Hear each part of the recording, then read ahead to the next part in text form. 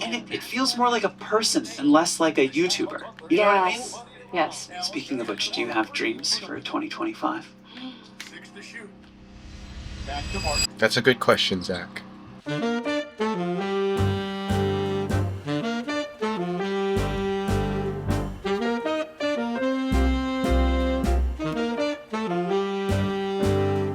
Nice. It would actually be a dream to be featured on Digital Spaghetti. But to be honest, I don't think I have made anything that's worthy enough to be talked about on that channel. Let's change that, shall we? But what can we do if I'm limited to being inside this tiny, tiny room?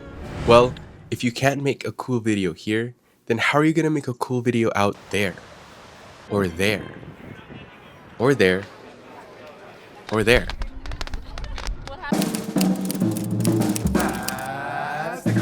Okay, this is gonna be easy. The first thing that I want you to focus on is shifting your mindset. A cool video doesn't start with the location.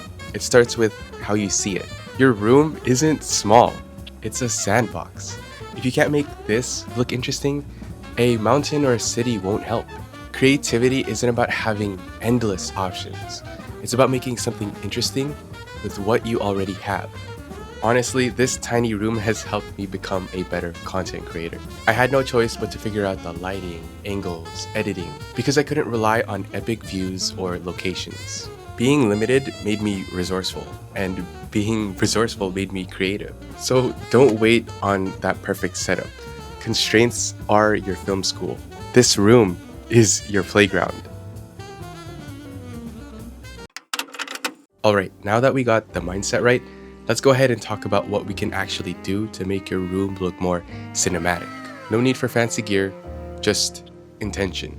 First, kill the ceiling light. It's probably one of the worst lighting you can use. Instead, grab a lamp, grab a window, or even your phone flashlight. One light instantly adds mood and direction. If you have a main light and have an extra one, you could put it in the background and it would act as a sort of practical light. 2. Use angles to create depth. Don't just shoot eye level from across the room. Get low. Get close. Shoot through objects. Layers make your space feel bigger and way more interesting. 3. Add texture and movement. Texture adds life. A wrinkled bedsheet, steam from coffee, curtains swaying. These tiny things make your visuals feel alive. You can also add things digitally in post-processing like zoom in, zoom outs, pans, stuff like that. 4. Use sound to amplify the mood. Your visuals are only half the story. Sound design fills the room. Add ambient noise, subtle foley, music, and suddenly your room has atmosphere. Here's a quick comparison between a shot with no sound and a shot with sound design. More cinematic, right? Okay, let's move on. Last but not least is to tell a tiny story. You don't need like a whole plot twist. Just one single moment. Make your bed, pour some tea, write something down. Tell a simple story with intention. Sort of something similar that I did in the intro. There's nothing special, it was literally me playing video games and watching a YouTube video. One additional tip that I want to give to you is to use props as characters. Now, I don't mean that you should turn inanimate objects alive and give them dialogue, but you totally can. What do you mean? Are you saying that I'm not alive? No, you're alive, Osmo. I don't even know what I'm doing at this point.